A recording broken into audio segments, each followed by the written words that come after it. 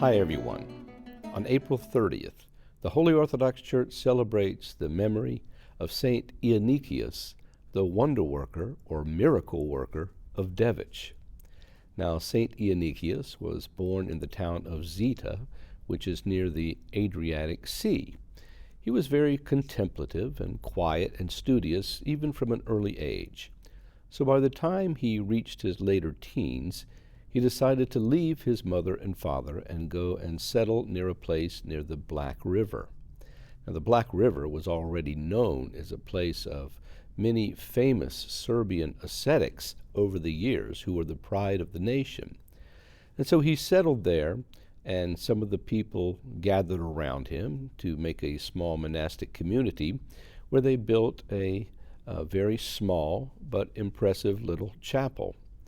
But like so many of the wonder-working ascetics, even going back to St. Anthony the Great, word got around about St. Ioannikios, and people wanted to come and be with him and listen to his words.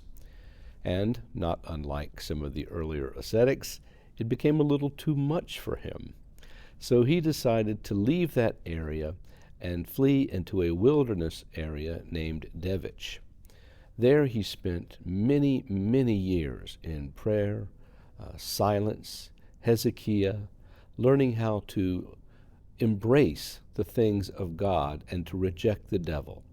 In fact, it is said that later on his very voice would make the devil flee. But even then, people began to gather around him, and finally, because his fame had spread so far and wide, the last ruler of Serbia, Georgi Branković, came and sought him out, because Branković had a daughter named Maria who was terminally ill. And once he had presented her to Saint Ioannikios, immediately she regained her health. Branković was amazed at this, startled at such a quick turnaround by the powers of this humble monk. And so he spoke with St. Ioannikios and asked him, could he do anything for him?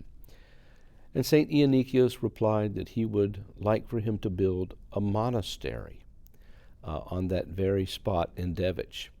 Now, the monastery itself was quite large and impressive with stone walls and lasted for many, many years. St. Ioannikios, having a premonition of his own death, laid down his soul and gave it back to the Lord, who gave it to him initially in the year 1430, right after the reign of Branković had ended.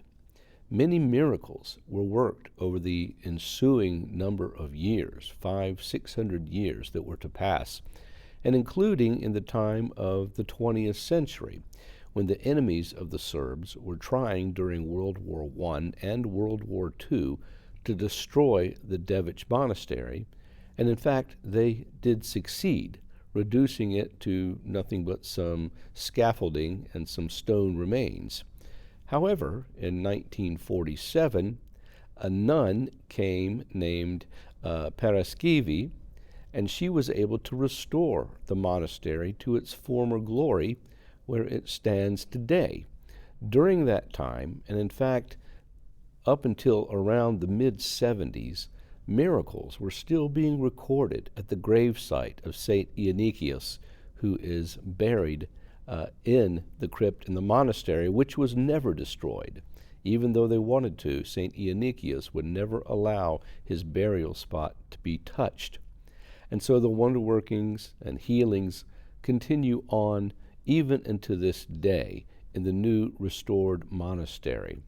St. Ioannikios is beloved in Serbia and deserves to be beloved around the world, because though he was not a martyr, and though he was not someone outspoken or someone with great theological wisdom, he was someone who sought Christ with all his heart and soul for his entire life, learned how to become a true Christian and defeat the devil. Certainly something that all of us today could take heart in as we learn the same things in our own much smaller ways in order to combat the evil that befalls many of us today in this world. By his prayers, may we continue in our growth towards our Lord Jesus Christ and become worthy of his heavenly kingdom. Bye-bye.